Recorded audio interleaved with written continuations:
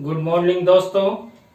CDRK Saini B Ed classes में आप सभी का हार्दिक स्वागत है, अभिनंदन है। देखिए, बीएड पाठ्यक्रम के अंतर्गत जो आपका पेपर है ज्ञान एवं पाठ्यक्रम के अंतर्गत आज की प्रातःकालीन क्लास में हम सार्वभौमिकवाद के मूल रूप, सार्वभौमिकवाद के मूल रूप क्या क्या होते हैं उनके बारे में हम अध्ययन करेंगे।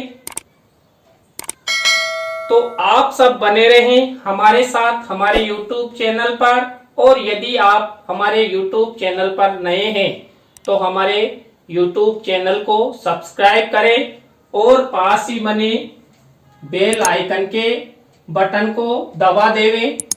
जब भी हमारे द्वारा हमारे YouTube चैनल पर वीडियो अपलोड किए जाए या लाइव क्लास चलाई जाए तो उनके नोटिफिकेशन आपको मिल सके और आप हमारे वीडियो के माध्यम से बीएड पाठ्यक्रम का अधिगम कर सके, ज्ञान प्राप्त कर सके, परीक्षा की अच्छी तैयारी आपकी हो सके। देखिए, सार्वभौमिकवाद के मूल रूप।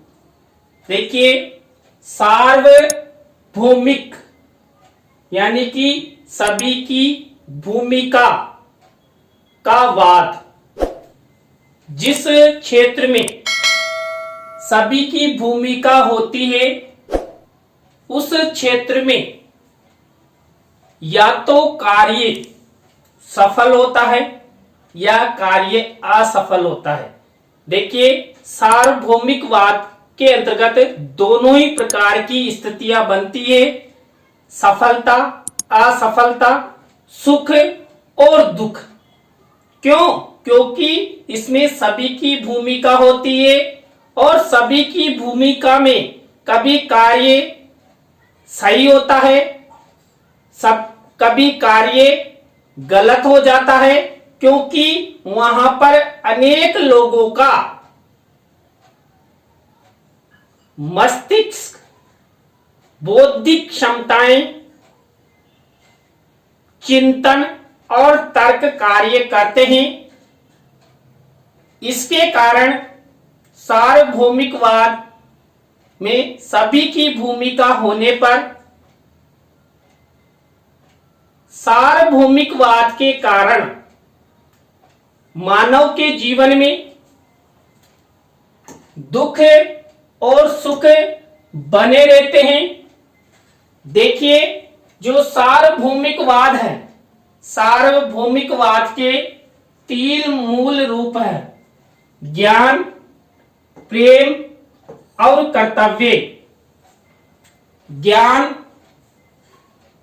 प्रेम और कर्तव्य, इन 3 मूल रूपों के आधार पर हम सार्वभौमिकवाद को सिद्ध करने का प्रयास करेंगे।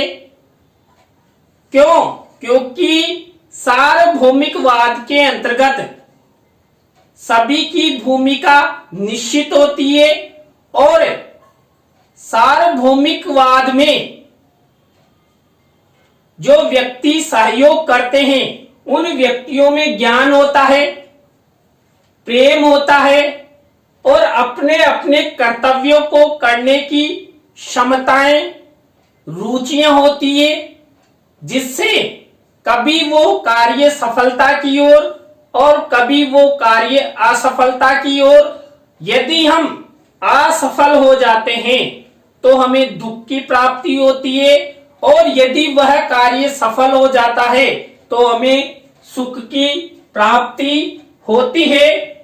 संसार में मानव इन 3 शब्दों के घेरे में पूर्ण जीवन को व्यतीत करता है और सुख दुख का अनुभव करता है। देखिए, जीवन में व्यक्ति जो ज्ञान, प्रेम और अपने कर्तव्य निभाते हैं, किनके सहयोग से? सभी की भूमिका के अंतर्गत सार्वभौमिकवाद में जब व्यक्ति अपने अपने जीवन के जो कर्तव्य हैं उनको निभाते हैं और अपना जीवन व्यतीत करते हैं, तो व्यतीत करते हुए कभी सुख का, कभी दुख का वो अनुभव करते हैं।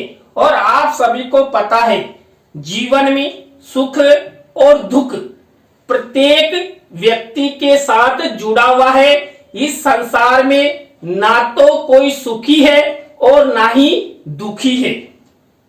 यदि दुखी है तो बहुत अधिक है, और यदि सुखी है तो बहुत अधिक सुखी है।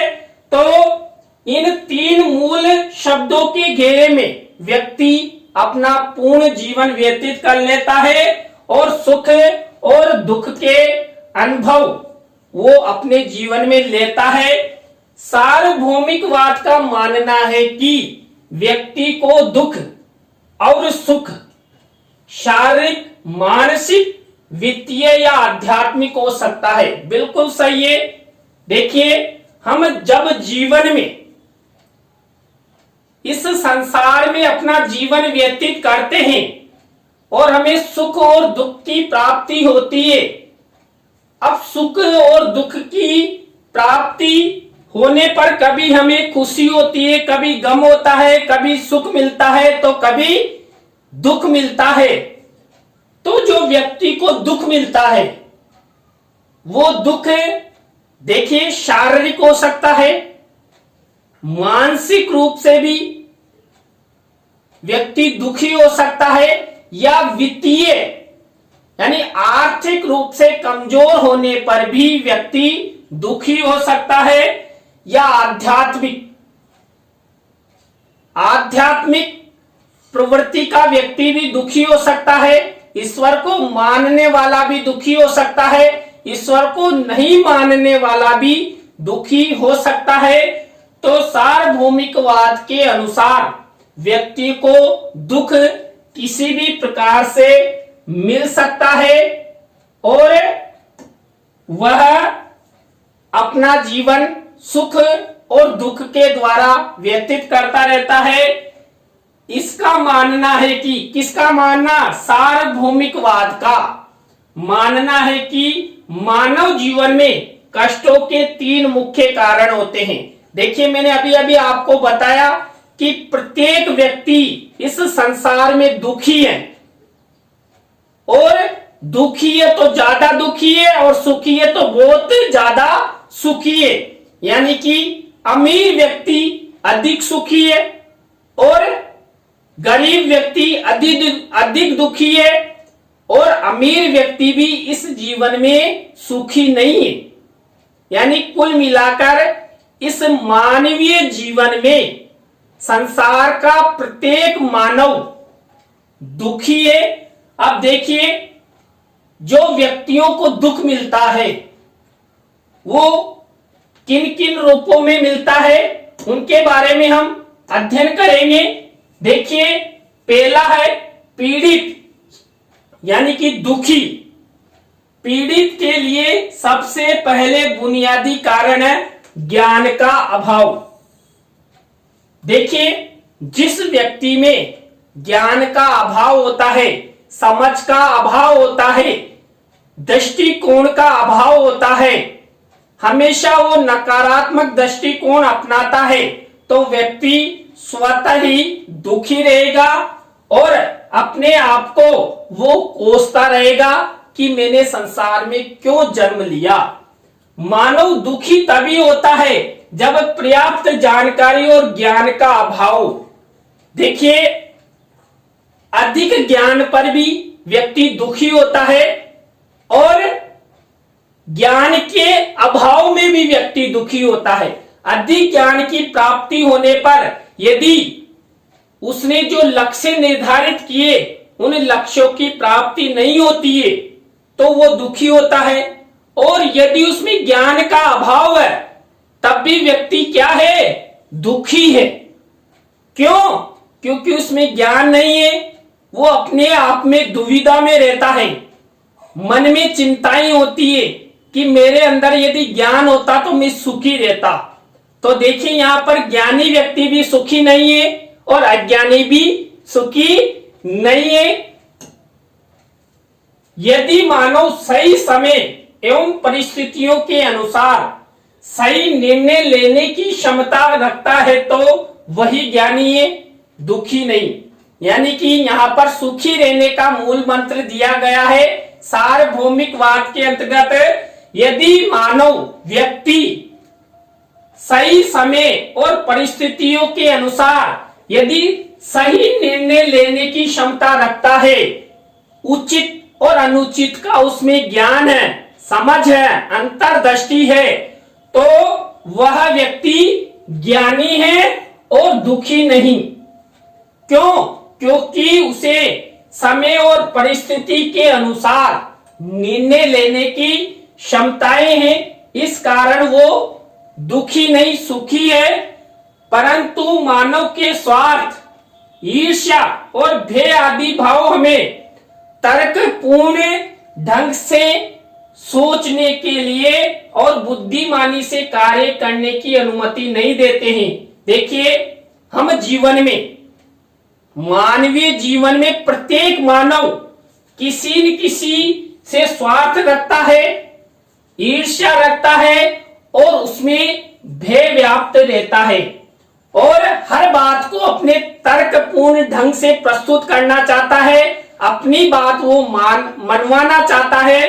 तो इस कारण से भी व्यक्ति अपनी बुद्धि का प्रयोग नहीं कर पाता है। क्यों? क्योंकि वो ईर्ष्या, स्वार्थ और भय के कारण दुखी हो जाता है और आगे बढ़ने में वो अपना विकास नहीं कर पाता है और हमेशा अपने आप को कोसता रहता है। दूसरा बिंदु है, सार्वभौमिकवाद के अनुसार हमारे दुखी होने का सबसे महत्वपूर्ण बुनियादी कारण है प्यार की कमी, यानी प्रेम का अभाव। देखिए, जिस व्यक्ति को प्रेम नहीं मिलता, चाहे बालक हो या बुजुर्ग हो, यदि समय रहते समय के अनुकूल उसे प्यार मिलता है, प्रेम मिलता है, तो वो दुखी नहीं रहता। लेकिन इस संसार में किसी को इच्छा के अनुसार प्रेम कभी नहीं मिलता, अपनी इच्छाएं कभी पूर्ण नहीं होती है। इसका कारण है लालच, स्वार्थ और डर।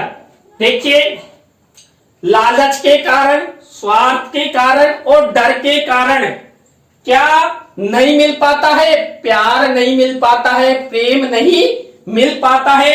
मान लीजिए कोई किसी से प्रेम करता है तो वहां पर भी उसका स्वार्थ जुड़ा रहेगा। अगर स्वार्थ है तो प्रेम है। जीवन में मैंने खुद भी अनुभव किया है कि जब तक व्यक्ति आपके साथ जुड़े रहेंगे, आपसे प्रेम करेंगे, जब तक आपकी उनको आवश्यकता है, आवश्यकता खत्म तो आपका प्रेम खत्म। तो यहां पर लालच, स्वार्थ और डर के कारण कभी किसी को प्रेम नहीं मिल पाता है। आज मानव जीवन में बिना शर्त के कहीं भी प्यार नहीं देखा जा सकता और ना ही करता है। हर जगह वो यदि किसी से प्रेम करना चाहता है तो वो क्या अपनाता है? शर्त अपनाता है, अपना स्वार्थ देखता है। शर्त और स्वार्थ के कारण ही प्रत्येक व्यक्ति को प्रेम नहीं मिल पाता है। उदाहरण के तौर पे देखिए, मान लीजिए किसी लड़के के गर्लफ्रेंड है। अब जब तक लड़की का स्वार्थ है, जब तक वो अपने बॉयफ्रेंड के साथ रहेगी और गर्लफ्रेंड को दूसरा बॉयज मिला और वो उससे अपना त्याग पत्र देकर चली जाएगी। क्यों? क्योंकि उसका स्वार्थ पहले वाले बॉयफ्रेंड से बिल्कुल खत्म हो गया है। इस संसार में प्रत्येक मानव अपना स्वार्थ देखता है और स्वार्थ खत्म होते ही उस व्यक्ति से, चाहे गर्ल्स हो या बॉयज हो, उससे बिल्कुल दूर हो जाते हैं। और देखिए, दूर हो जाने पर भी उनमें दुख बना रहता है। तो इस कारण बिना शर्त और स्वार्थ के कहीं भी किसी को प्यार नहीं मिल पाता। प्यार मानव जीवन में जीने की एक विशेष कला को जन्म देता है। जो जीवन में दुख का अनुभव नहीं होने देता। यदि किसी व्यक्ति को अच्छा प्रेम मिलता है तो वो जीवन में कभी दुखी नहीं होता है। प्रेम के द्वारा किसी को भी, चाहे वो कितना ही उदंडी हो, शरारती हो, बदमाश हो, यदि उसको प्रेम प्रदान किया जाए तो बालक हो या व्यक्ति हो, उस प्रेम के द्वारा वो अच्छा बालक बन सकता है, अच्छा व्यक्ति बन सकता है। तो प्यार यानी प्रेम करना भी एक कला है। और देखिए, प्रेम करने से एक दूसरे का दुख घटता है, बढ़ता कभी नहीं है। व्यक्ति जीवन में यदि किसी से प्रेम करता है, अब देखिए यहां पर प्रेम